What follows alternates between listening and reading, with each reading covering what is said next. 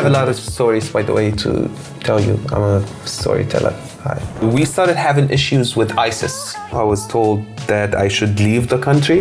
Like if they are reading a play in 2 hours, it takes me 8 hours to read it. As an actor, to emote, to show emotion, to flow with the script and with the stage directions in a language that's not your first language, that is not easy. It wasn't easy, no, it wasn't. It was very hard. I know that I do not quit, and I know that if I have something in my mind, I will do it no matter what.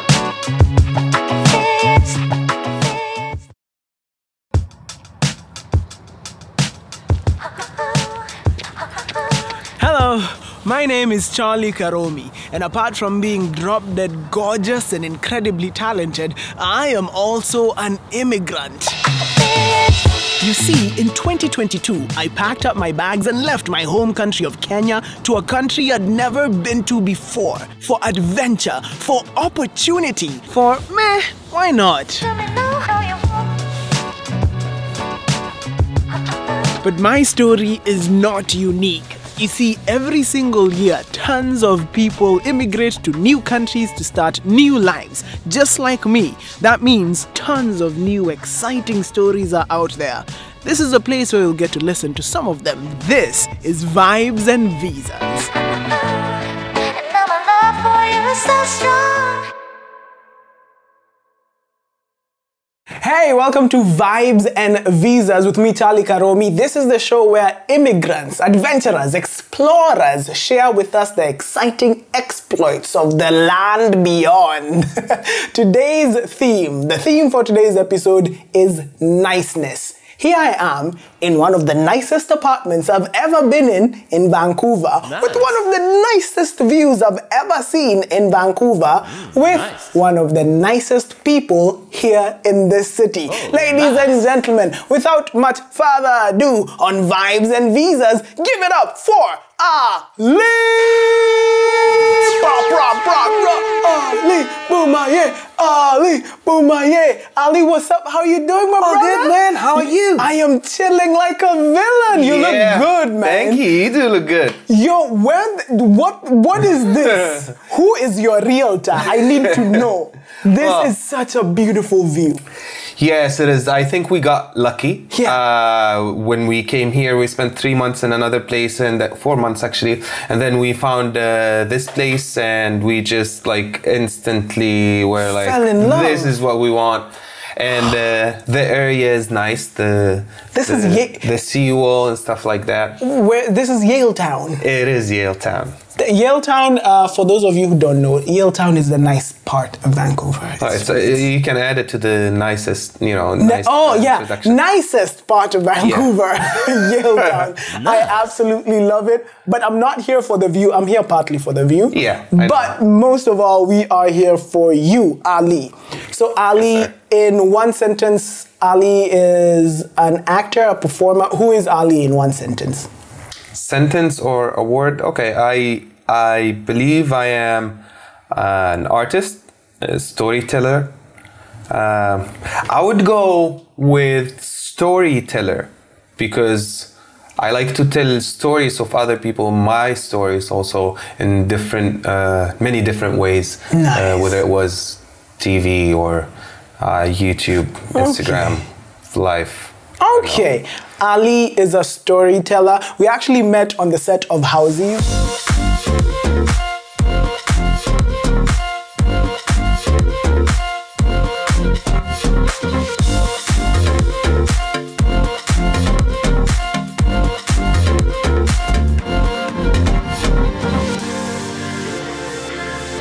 Before you ask, Houses is coming, just a few more weeks. It could be out when this episode It could be out, yeah. So check it out. So we met on the set of Houses, an amazing, fantastic, brand new web series that is coming to a screen near you. And it was so much fun. And we decided to get together and do an episode of Vibes and Visas. This is going to be fun, man. As soon as I figure out why my mic keeps dropping. Okay, now I'm good. Now I'm good. Okay, Ali, you've watched the show. You know what's coming right now? The big question. Okay. Ali, what country are you from? I'm from Libya, which is Libya. a big country with small population in North Africa. Yeah, up north. I see it. It's the Central most? first. It's actually in the center. Yeah. Do you know how Africa is like this? Yeah. So basically, Libya is here, Right there. right between Egypt and Tunisia. Okay. And Niger and Sudan and Algeria, but like the ones on the coast. Nice. So, when did you come from Libya? I left Libya in 2014. I went and stayed in Cyprus for 4 months, and then I moved to Jordan.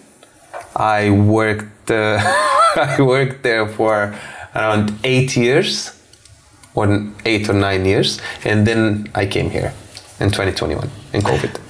The reason I have this look on my face is because I've known Ali now for months, and I had no idea that he lived in Cyprus and Jordan. Okay. So you left 2014, Cyprus, then Jordan, then Canada. Yes. Why, before we get to all those travels, Yeah. why did you come to Canada? What was your mission when you left Libya? What was the mission? So when I left Libya, my mission was to live, basically, because we had war there, and like we had some really hard years, especially in 2014. Everything went south. Maybe The transition period. Maybe we will get to that, but. And then when I was in Jordan, I was working there and everything, but I always felt like I have, let's say, bigger purpose and higher fruits to. Higher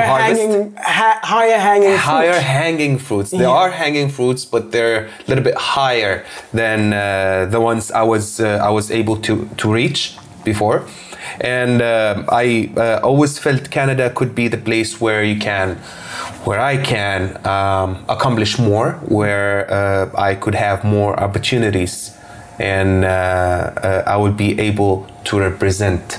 Okay. So mainly my mission is to represent the people I know, the people I lived with. I lived amongst my people, and to get their stories out and to get them stories from other countries and places. Okay. So you left Libya on a mission to live, to get the higher hanging fruit, and to represent the people. Yes. Got it. Okay. Yes, sir. That's the first hurdle you've jumped. Now let's get into the meat of it. 2014, Libya. Tell me, what were you doing back there? How was life? How were things? Talk to me about it. So basically, I will start maybe from 2011. Revolution happened. We had this regime that stayed for 42 years in the country, and it wasn't doing good for the people. And Libya is a very rich country, but everything was not working, especially education and health system wasn't really the best, and everything actually, even freedom of express wasn't there at all.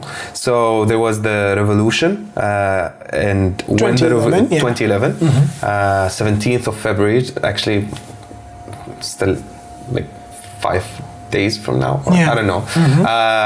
So after that, I got involved in media. I was able to talk and show the image of the people who were revolutionary at that time, who were risking their lives, who were living the hardest maybe periods, and I was able to tell their stories. And I used to work in I had a movie store with the CDs and DVDs and clothing and music instruments and stuff like that. So in 2 years after the revolution started, 1 year and a half, we started having issues with ISIS. So basically they were trying to control, and they were trying to push away the military. Wait, And, the ISIS. yeah, the ISIS, those Yo. boy band. But yeah, that's serious. ISIS, like all the Yeah, we got to, Yeah. like, you know, we had conversations. Some of them weren't Libyans. Some of them came from other countries. Some of them were Libyans who got, like, brainwashed at that time of this, I don't know. This is how it should be. This is how it yeah. should be. This is how life is going to be, and all those fun stuff, you know? Yeah. So, and I was really involved, like, in being a military supporter, and they were killing military and people who are actively against them. Yeah. So, fast forward Yeah. to 2014, I had some conversations with some people. I was told that I should leave the country. It wasn't safe for me to stay there anymore, especially that my house is in a place where the gunfights were happening. So basically we were smoking shisha and we were just looking at the missiles and fights going on, and the house like goes like and stuff like that. But after a while you kind of get used to it. This is very bad. Yeah, like getting but used to like gunfire and missiles. you just get like, used to it. You just get used to it because this is life. And like you're watching a movie and suddenly you hear something like and you're just like, oh, that was close. You're just watching. That's no way to live. But this is, you know, this is what you get. It's the reality. Life is not fair, and everyone says that life is fair or expect life to be fair. I'm sorry for the word, but will be delusional because life is not fair, and life does not care about how you feel or what's right and what's wrong. You know, so you just gotta take what you have and try to work with it somehow. So someone came and told, like, you had conversations with people and they told you, listen, you need to, it's not safe. 100%. I was amongst other people. Kind of, we were headache for those people because they just wanted to control and they didn't want anyone to and you had have a an voice. opinion. Yeah, and you were voicing that opinion and you were helping other people voice their opinions as well. 100%. We went like we do those marches and we're trying to convince people that what's happening is not, you know, like ideal. open your eyes. Like this is what is happening. Exactly. Like all what we have is the military that's gonna protect the country. Do you think like bunch of weird people who are gonna protect you or build this country that this is why we had the revolution, to build it and to reach better places, you know, for us, for our kids in the future, for our fathers and mothers. So it was in the beginning it was a marvelous period because everyone was trying to help everyone, but then it started to get more complicated. Okay, so 2014 you had those conversations, you're like, okay, we need to leave. Yeah. You went to Cyprus. My parents, my dad and mom were in Cyprus. So I remember I left my house with a small bag like this with shorts and t-shirts because I was going like for a month or 2 months. When you left initially, it was just to visit. Yeah, just to let things calm down a little bit, just go there, see how things go. So I was like, I had my shirts and t-shirts. I was going summer, some hats and snapbacks and you know what we call you guys in Kenya? Summer bunnies. You are going to live your summer bunny life. Exactly. Yeah. Exactly. And I just left and I did not come back till now. You haven't been back like to Libya since 2014? No, I visited. Yeah. Lots of time. Okay. Times. Okay, but you left Libya 2014, headed to Cyprus. After your holiday, when did you realize that you weren't going back? Well, here how it was. So I was in Cyprus with my parents, and then like we spent 3 months there. Things weren't improving; they were going actually even worse. And after that, my father got a call to go to work in a TV channel in Jordan. And it was a new TV channel.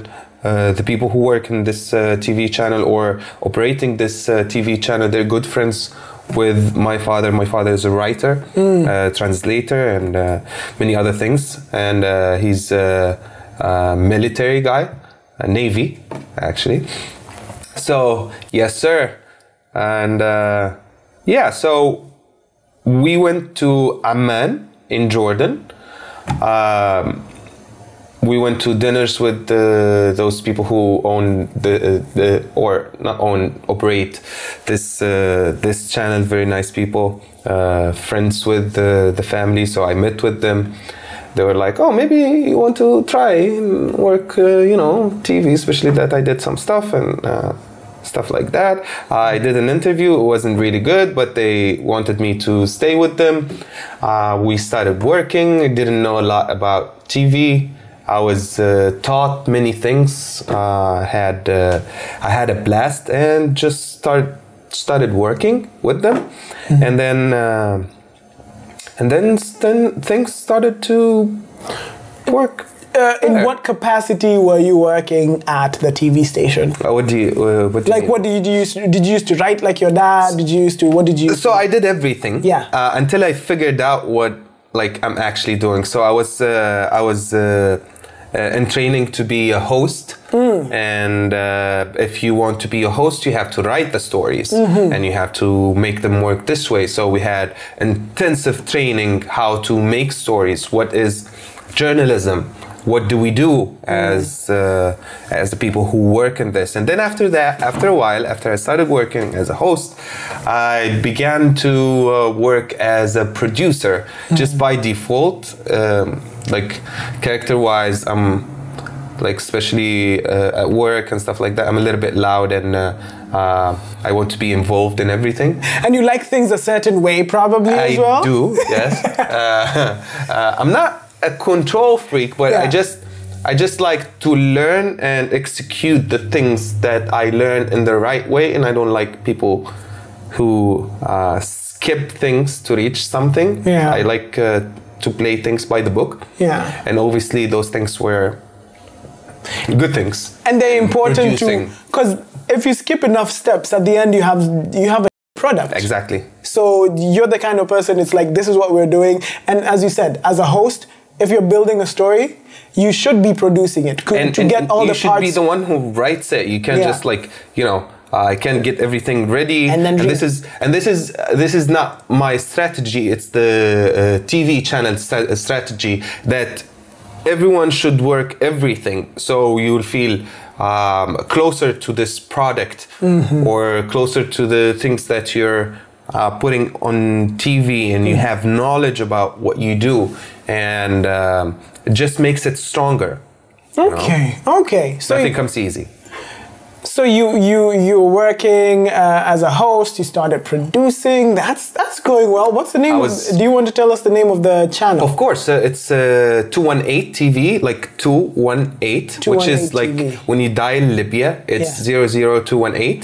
Ah. So the code, the country code, yeah. So it's called the 218 TV, and I was going up in this channel. Then I became the assistant head of programs, and I was responsible for producing a lot of shows. I was a host in a lot of shows. I was doing many other things inside the channel, and it was a lot of fun. It does sound like a whole lot of fun, and you're doing something that you came to love. Yeah, and you're prospering at Yes. it. Okay. So that so timeline now, 2014. When did you arrive in Amman?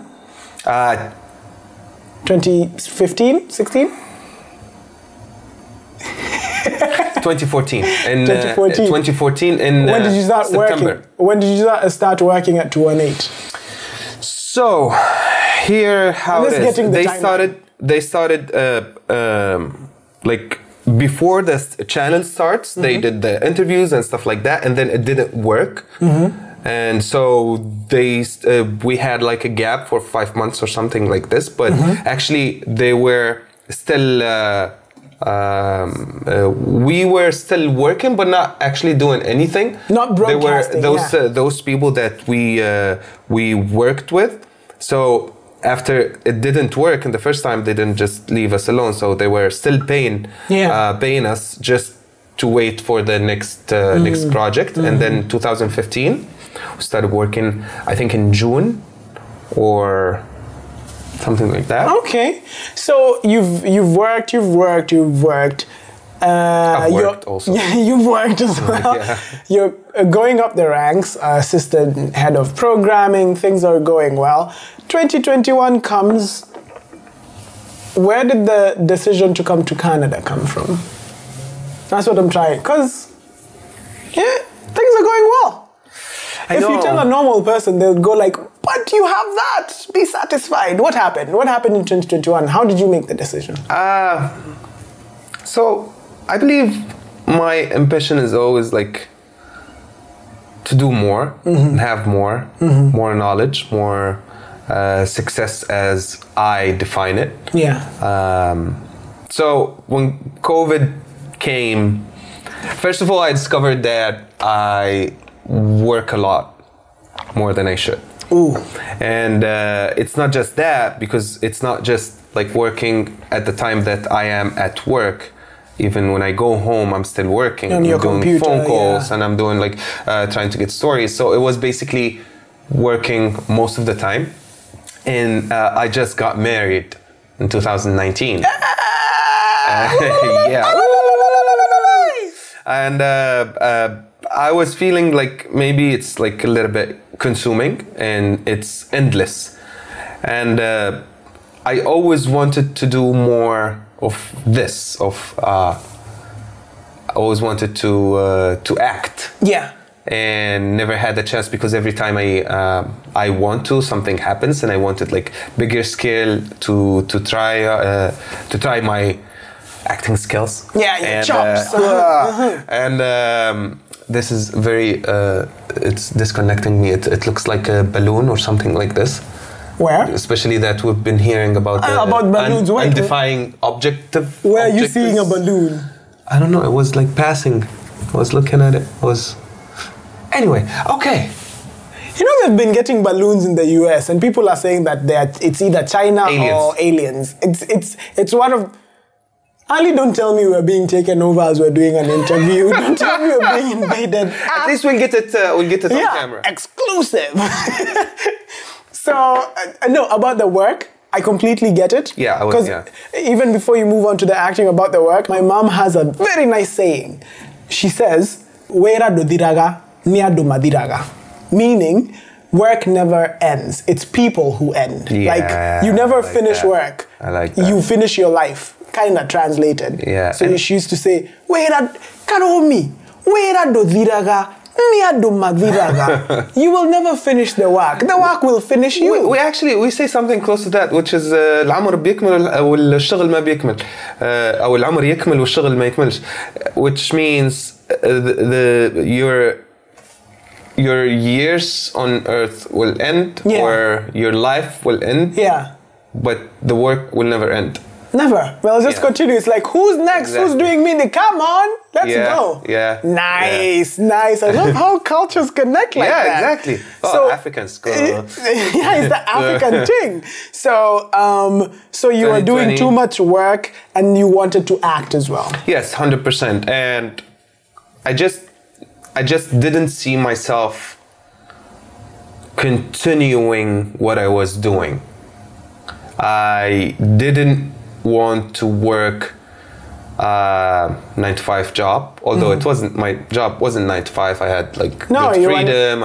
It was 12 to 12 or something like exactly that. It was 12 to 12, and sometimes it gets very overwhelming, so I chose life. I chose to live. I knew I wasn't young anymore. I was 32 at the time, and I was going to a new stage in my life. Was I 32? Well, I was 32 when I started planning. Yeah. Which was in 2020. And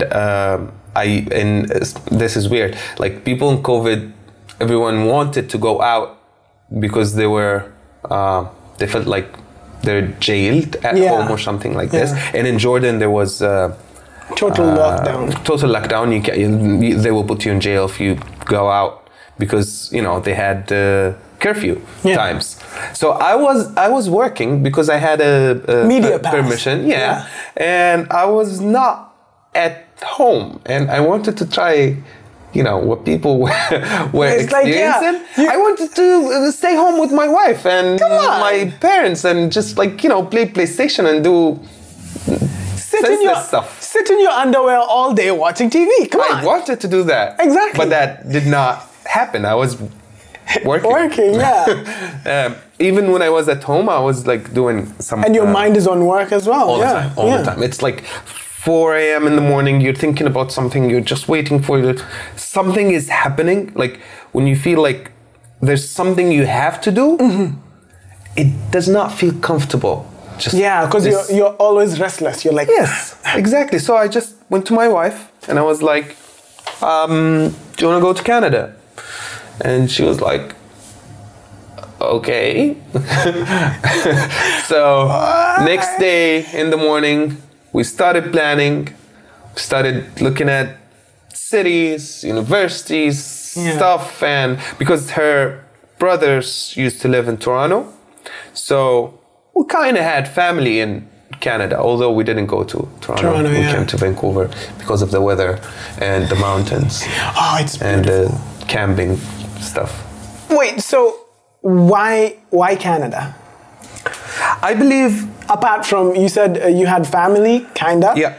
But was there another reason? And also Canada is, maybe because of Canada's attitude towards immigrants, because that's a big part of it. Compared to other places, Canada is pretty welcoming. Big part of it. Yeah. And also, so what's happening here, Canada is becoming the new world. Because when you think about it, as the US started the same way, and now the US is greatest country economically, and especially in the film industry that we pursue.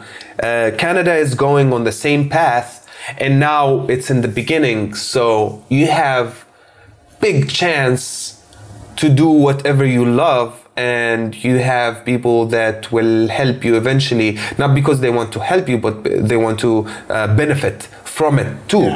So it's more, the opportunities are on a bigger scale in Canada. And as you said, they're very welcoming, and it's a place where a lot of people dream to go to, I would say, to achieve the Canadian dream, not the American dream. Canadian dream, live in a nice... it's a cold Canadian dream, but it's a nice place. People are nice. Nice views, the mountains, everything.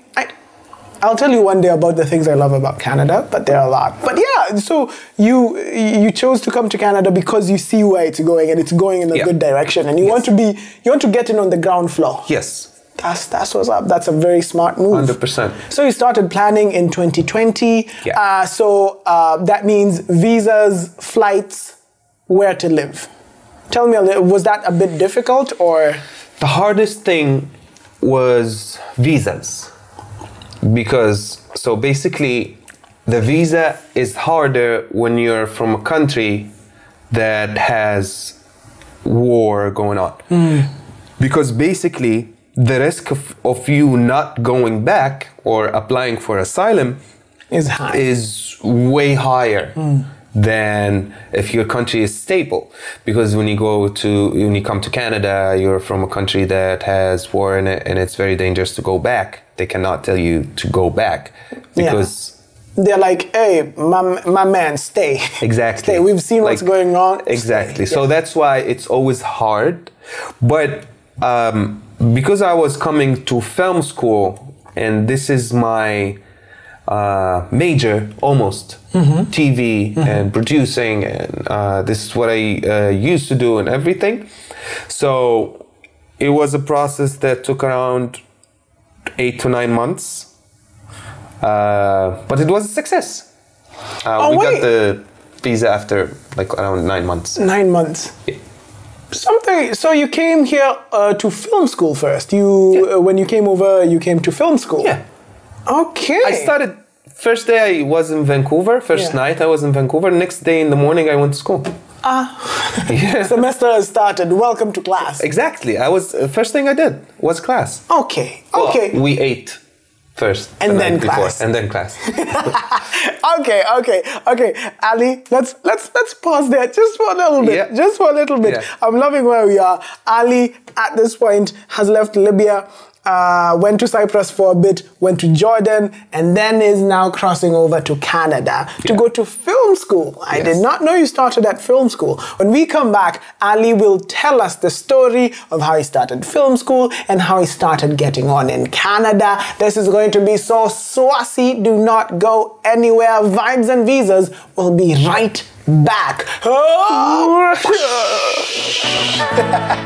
now my love for you is so strong.